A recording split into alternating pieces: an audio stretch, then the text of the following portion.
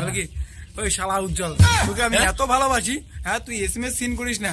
হ্যাঁ তো উজ্জ্বলদা আমাকে বলো, আমরা বিয়েটা কবে খাইতে পারবো, এটা বলো, বিয়েটা কবে খাইতে পারবো? বিয়েটা কবে খাইতে পারবে? হ্যাঁ হ্যাঁ। বাই দ্য ওয়ে, শুক্রবাড়ির বা এখানকার এই ভাইটার বাড়ি যেখানে সবাইকে অনেক ভালোবাসা যারা এখানকার ভিডিও দেখো। তো গাইস, যার জন্য আর কি অপেক্ষা এত সব, তো এই যে ফাইনালি হচ্ছে উজ্জ্বলদা চলে আসছে আমাদের বাড়িতে। ভাই না দাদা, প্রথমে বলো কেমন আছো বলো। অনেক ভালো আছে, অনেক। তো সামান্য কিছু ব্যবস্থা করছি, হ্যাঁ জল টল খাও। তো ভাই এটা আমার বিশ্বাস হচ্ছে না যে আমাদের মতো একদম মানে আমাদের সাথে কথাটা উচ্চারণ করবাই না, এখনই বলতে চাইলে তুই আমাদের মতো সাধারণ। তো এইখানে দেখো কে কে আসছে, প্রথমে দেখাই। এই যে আমাদের হচ্ছে অ্যাঞ্জেল প্রিয়াদি আসছে আমাদের বাড়িতে, হ্যাঁ। তো এই যে দিদি এখানে, তারপর হচ্ছে এই যে প্রসেনজিৎ দা। তো কিছুদিন আগে তো দাদার সাথে একটা ব্লগ হয়েছিল।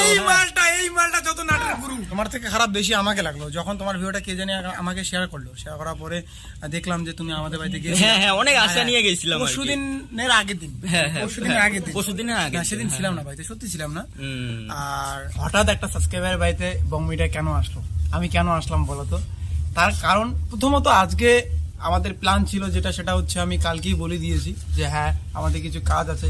যেমন অনেকের সঙ্গে মিট করলাম মদনন বাড়িতে, সেখানে কিছু সমাজের পিছিয়ে পড়া মানুষের পাশে একটু গল্প সল্প করলাম। অ্যান্ড দেন ভাইয়ের বাড়িতে আসলাম। ভাইয়ের বাড়ি আমার বাড়ি যাত্রাপতি।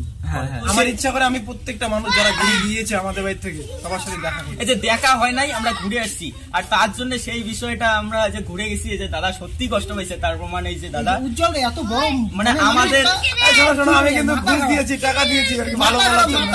এত বড় মানে আমাদের বাড়ি আসছে শুধুমাত্র দেখা করার জন্য। এই যে আমি যে ঘুরে আমার নামে আসছি, যত ভালো কথা বলছে না, ঘুষ দিয়েছি। না তো উজ্জ্বলদা আমাকে বলো, আমরা বিয়েটা কবে খাইতে পারবো, এটা বলো, বিয়েটা কবে খাইতে পারবো? বিয়েটা কবে খাইতে পারবে? হ্যাঁ হ্যাঁ, নিমন্ত্রণ করবো, জানাবো। ঠিক আছে, তো সবাই চলে যাবো। হ্যান্ডা বাচ্চা বুড়িয়ানি যেতুগুলো আছে সবাই মিলে চলে যাবো। তো দাওয়াত না নিল ভাই, ইনভাইট না করলো।